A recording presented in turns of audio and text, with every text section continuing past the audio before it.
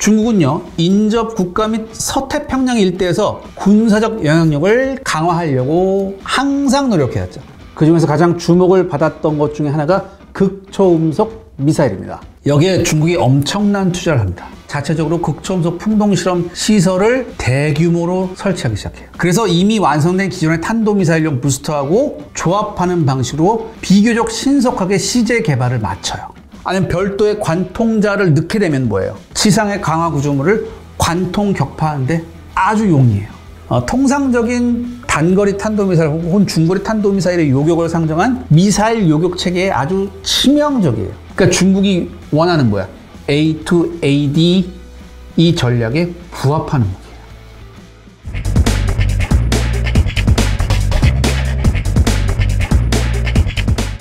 아까 말씀하셨지만 네. 사드하고 패트리어트도 있잖아요. 사드는 그 종말 고고도 지역 방어 체계라고 해서 사드 뭐 말이 많았죠. 그러니까 사드는 요격을 기대할 수는 있어요. 근데 문제가 뭐냐면 요격 가능 범위가 극히 한정적이에요. 제가 이 부스터 글라이드의 특징이 뭐라고 그랬죠? 적 방공망이 있으면 그걸 뭐야? 우회할 수 있다고 그랬잖아요. 그러니까 만약에 사전에 사드 포대 위치를 파악한 후에 요격 가능 범위를 우회해서 발사하면 사드가 지키는 핵심 지역 이외에는 뭐 속수무책이에요. 그러니까 우리나라 사드도 배치되어 있고 우리가 쓰는 것도 뭐 있어요? 패트리어트 있잖아요. 팩3 혹은 팩3 MSE가 있는데 패트리어트 팩3는 최대 상승 고도가 20에서 30km에 불과해요. 순항, 그러니까 5, 60km 왔다 갔다 하는 순항 단계에서는 요격이 불가능하고 마지막 돌입 단계에서만 어떻게 한 차례 요격이 가능해요. DF-17나 이거하고 비슷한 부스트 글라이드 무기 체계는요, 광역 요격이 가능한 완전히 새로운 요격 체계가 등장하기 전까진 기존의 탄도미사일을 상정한 방공망에는 쥐약이에요. 못 잡아요. 못 잡을 것 같아요. 그래서 미국이 이 문제를 해결하기 위해서 예전에 미국이 사드 할 때 뭐가 있었냐면 사드 사거리 연장형이 있었어. 사드 ER이라고 해서. 이거 한번 취소했거든. 비용 문제 때문에. 근데 DF-17 때문에 이 사드 ER 개발을 재개하려고 해요. 그 다음에 나르파라고 있죠. 미 국방성 산하의 고등 연구 계획이라고. 여기에서는 40km 이상의 고도에서 효과적으로 표적 요격이 가능한 글라이드 브레이크라는 이런 그 극초음속 미사일을 요격할 수 있는 요 시스템을 지금 만들려고 하고 있어요. 그러니까 이게 또 복잡하잖아요. 그러니까 이게 가장 좋은 게 뭐냐면 어쩔 수 없이 뭐야? 감시성을 다 깔아놔야 돼요. 그래서 감시성을 사용한 탐지 체계 연구를 지금 착수했어요. 이 부스트 글라이드만 전문적으로 잡을 수 있는. 아주 부산하게 대응책 마련을 나서고 있습니다. 그래도 어쨌든 요격이 가능하니까 네. 된 거 아닌가요? 뭐 요격이 가능하니까는 다행이 아닌가라는 말씀을 하실 수도 있어요. 사실. 하실 수도 있는데 제가 지금까지 드린 말씀만 들어봐도 요격이 엄청 힘들잖아요. 탄도미사일에 비해서 추적 자체가 어려운 부스터 글라이드 무기체를요, 방공망을 강화해서 대응하는 게 과연 우리가 효율적일까요? 그 생각을 해봐야 돼요. 한마디로 비용 대 효과에서. 왜냐? 방어 무기는요, 공격 무기에 비해서 최소 10배, 최대 100배의 돈이 들어요. 우리 아이언돔 예전에 여러분들 제가 말씀드렸죠. 그 하마스 그런 애들 뭐야? 그냥 간의 수공업을 만들어 로켓 쏘는데 아이언돔 시스템 가격이 얼마예요? 과연 효율적이냐? 무한정 돈을 쏟아볼 수 있느냐? 그렇기 때문에 여러분들 필수적으로 보호해야 하는 지역, 시설, 그 다음에 어떤 전력에만 요격 체계를 배치할 수밖에 없어요. 사실 현실적으로. 그렇다면 무슨 방법? 똑같은 걸 만들어야죠. 너네가 이런 거 쏴? 나도 이런 거 쏴. 대등한 무기 체계를 사용할 수밖에 없어요. 그 다음에 엄청난 감시 시스템, 최첨단 감시 시스템을 깔아놔서 쟤네가 저거 발사할 조짐이 있다, 우리가 먼저 쏘는 수밖에 없어요. DF-17의 등장으로요, 모든 것이 바뀌고 있습니다. 미사일 방어 체계의 변화, 선제적 타격 전략의 확대, 그 다음에 향후 중국하고 그 주변 지역의 전장 환경, 이런 게 모든 게 뒤집어지고 있어요. 격변의 중심에 DF-17이 있는 건 맞아요. 여러분, 여기서 제가 사적으로 한 가지만 덧붙이겠어요. 여러분, 뭐 계속해서 우리가 중국을 폄하하는 것도 있습니다, 사실.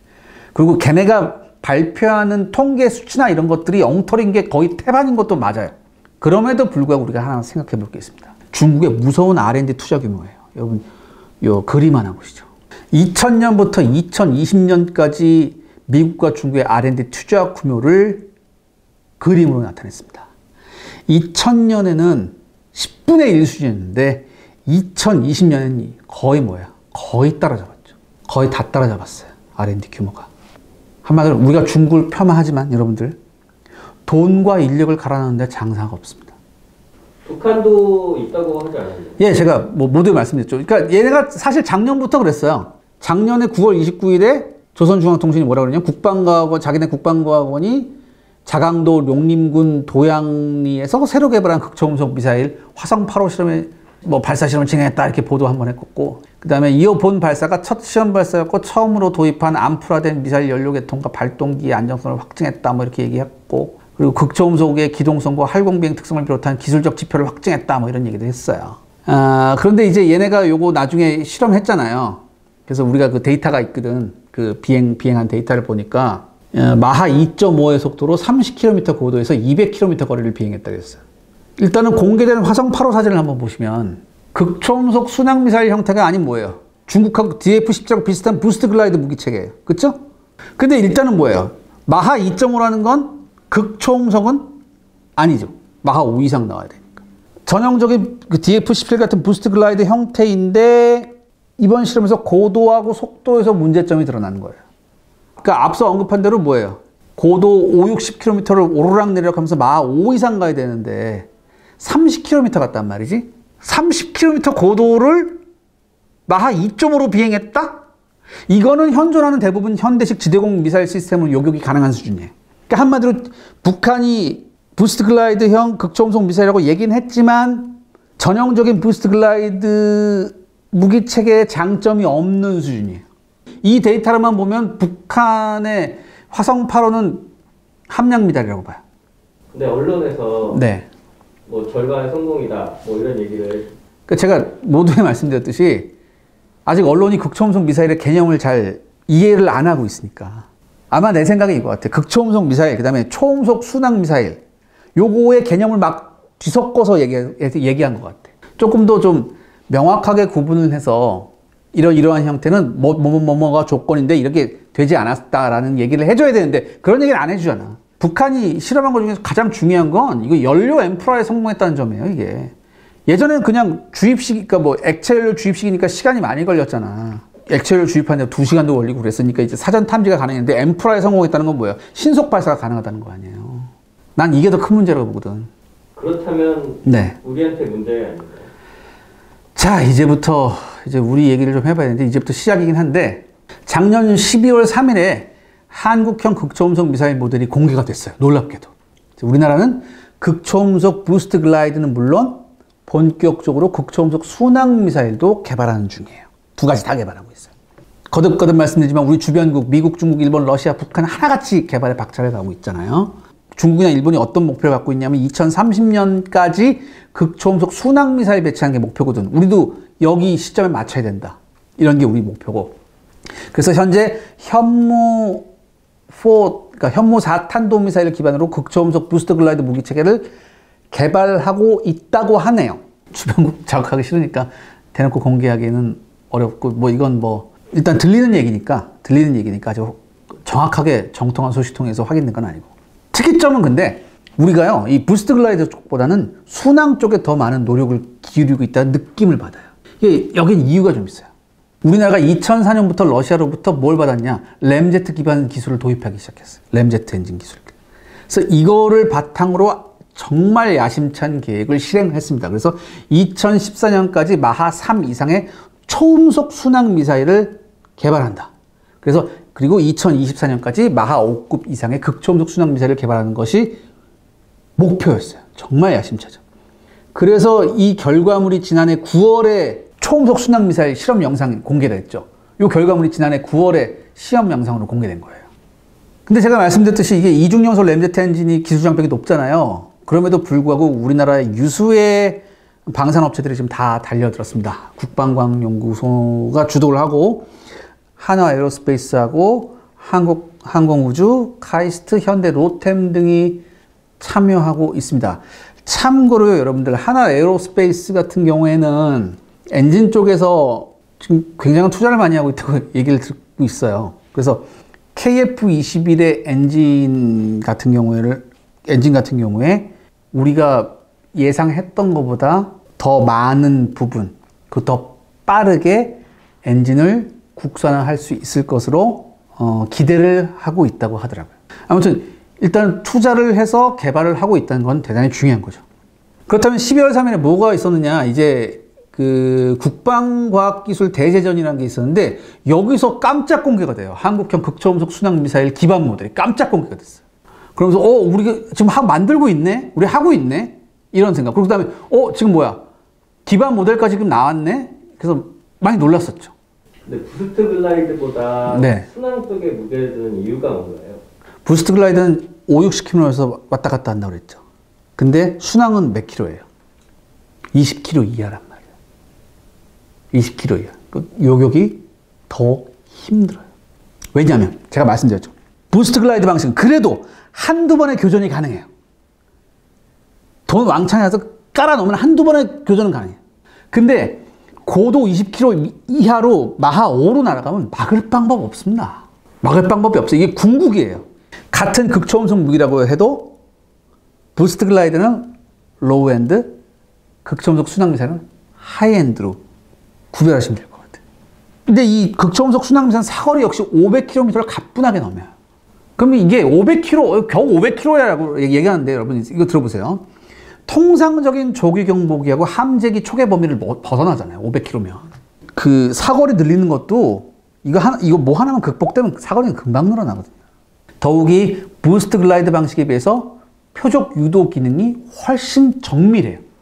훨씬 정밀하게 제거가 가능해요.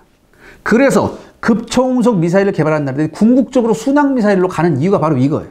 특히 여러분 이게 극초음속 순항 미사일은요. 대함 미사일로서 엄청난 잠재력을 가지고 있습니다. 보통 함정을 향해서 대함 미사일이 날라오면 가장 최후의 방어 수단이 뭐예요? CAWS라고 해가지고 펠랑스나 골키퍼가 막 뭐 기관포 쏘고 뭐 미사일 쏘고 그러잖아. 그러니까 거기 기관포가 20mm, 30mm잖아. 마하 5 이상으로 나오는 물체를 20-30mm 기관포로 손상을 줘봤자 날라오는 관성 때문에 데미지 못 줘요. 그러니까 이게 운동에너지로 그냥 하는 거니까 여기다 따로 폭발 탄두를 달 필요도 없어요. 그냥 중금속 관통자나 뭐 그런 거 하는 게 나아요. 그럼 뭐야? 그 운동에너지가 뚫고 들어가 버리니까. 그럼 막강한 함대가 더 이상 안전하지 않다는 얘기예요. 조금 더 과장해 얘기하면 자칫 항공모함은 맛있는 표적이 될 수도 있어요. 이게 개발이 쉽지 않을 텐데. 엄청난 역경이 있습니다. 엄청난. 특히 제가 거듭 말씀드리지만 우리나라가 비교적 취약한 소재 부분에서 고생을 많이 했어요. 그 소재 부분에서 가장 중요한 게 뭐냐면 가장 핵심적인 게 뭐냐면 경사 기능 재료라는 거예요. Functional Graded Materials라는 건데 여러분 예전에 2003년에 그거 있었죠. 미국 우주왕복선 콜롬비아호가 지구로 귀환 도중에 폭발했었어요. 아마 여러분 아실 거예요. 이 원인이 뭐였냐? 내셔널 지오그래픽에서 봤어요, 제가. 그러니까 세라믹 타일하고 금속 구조물 사이에 이게 열 평창 가수가 서로 다르잖아. 성질이 다르니까. 메탈이 다르니까. 그러니까 세라믹 타일이 여기서 떨어져 나가면서 방열 시스템에 균열이 발생했어요. 그래서 지구로 귀환하는 도중에 여기서 균열이 생기면서 폭발해 버렸다고. 근데 이 경사 기능 재료는 무엇이냐? 이 경계면 사이에 위치하는 거예요. 그러니까 세라믹 타일하고 금속 경계면 사이에 위치해서 양쪽에 열 팽창 개수를 제어하는 특수 신소재예요. 이렇게 하면 뭐야? 구조적으로 안정적이겠죠. 이런 신소재가 정말 필요해요. 열을 견딜 수 있고 열을 제어할 수 있는 신소재가. 또 하나, 연료 역시 고성능 액체 추진체가 필요하대요. 그러니까 여러분 일단 빨리 날아가니까 앞에 탄도부에선 열이 있지만 마하 5 이상으로 나가기 때문에 연료 탱크 쪽은 어때요? 영하로 내려가요. 오히려 이 안쪽은. 그럼 뭐야? 영하 40도에서도 엔진을 가동할 수 있는 연료가 필요하대요. 이런 특수 연료가 필요하고 또 하나 제가 말씀드렸죠. 이게 그러니까 정밀 제어를 하려면 이 안에 유도 장치를 넣어야 되잖아요. 탄두에다가. 근데 이 탄두 부분에 열이 엄청나잖아. 1500도 막 그러잖아요. 2000도 막. 근데 이런 고온을 견디면서도 뭐예요? 센서의 전파를 투과시킬 수 있는 레이더돔 소재가 필요하단 말이지. 그러니까 해결할 난제가 한둘이 아니에요. 근데 최근 전해진 소식에 의하면 이런 소재에 관한 문제점을 매우 착실하게 해결을 해나가고 있대요. 좀 놀랍긴 한데 우리가 그동안 소재 분야에 대해서 좀 투자가 좀 미비한 건 사실인데 이제는 깨달았으니까 아마 이쪽에 더 많은 투자가 더 많은 인력이 들어갈 거예요. 여러분들 예전에 이런 거 있잖아요. 예전에 이런 선전이 있었잖아요. 우리나라 뭐 아이돌도 좋지만 우리나라는 더 많은 과학자가 필요한 나라다. 전 100% 동감하는 CF였거든요. 우리나라는요, 여러분들 더 많은 과학자, 더 많은 엔지니어가 필요한 나라예요. 여러분들 이 극초음속 미사일에 대해서 오늘 여러분께 말씀드렸습니다. 제가 목소리가 좋지 않음에도 불구하고 들어주셔서 정말 감사하고요. 제가 다시 한번 말씀드리지만 게임 체인저가 될 가능성이 높은 무기체계입니다. 기존의 탄도미사일과 순항미사일 성능을 완전히 뛰어넘어 버려요. 더군다나 적의 요격을 두려워할 필요 없이 지상시설물이나 함정 등의 치명적인 타격을 그것도 순식간에 줄 수 있어요. 완벽한 게임 체인저죠. 그러니까 우리 주변국이 다 달라들었겠죠. 그럼 뭐예요? 우리 역시 모든 역량을 기울여야 됩니다. 이 무기체계. 전형적인, 하지만 대단히 치명적인 비대칭 전력이 될 거예요. 이에 대한 정부의 전폭적인 지원도 필요하다고 생각합니다. 왜? 내가 항상 말씀드리죠. 우리 이슈 정보할 때 우리가 항상 나오는 말 뭐야? 지정학적으로 우리 어때요? 징글징글하잖아, 우리 지정학적 위치가. 핵을 보유하지 못한 우리 입장에서 비대칭 전력을 크게 강화하는 것이 아주 중요합니다. 제가 여러분들한테 다시 한번 말씀드리고 싶은 게 뭐냐. 우리 안보를 위해서 무엇이 우선순위인가를 깊이 고민을 해봐야 됩니다. 우리가 무엇을 선택하고 무엇에 집중해야 하는가. 다시 한번 우리가 이 말을 새겨야 되지 않을까. 그렇게 생각이 됩니다. 자, 여러분들 오늘 극초음속 무기 체계에 대해서 여러분들과 같이 알아봤습니다. 아무쪼록 많은 우리 과학자와 엔지니어분들께서 분골쇄신 멸사범공하셔가지고 우리가 주변국보다 훨씬 우수한 극초음속 무기 체계를 가졌으면 합니다. 그것이 우리의 평화를 지켜주는 정말 좋은 무기가 될 거라고 저는 믿어 의심치 않습니다. 끝까지 들어주셔서 감사합니다.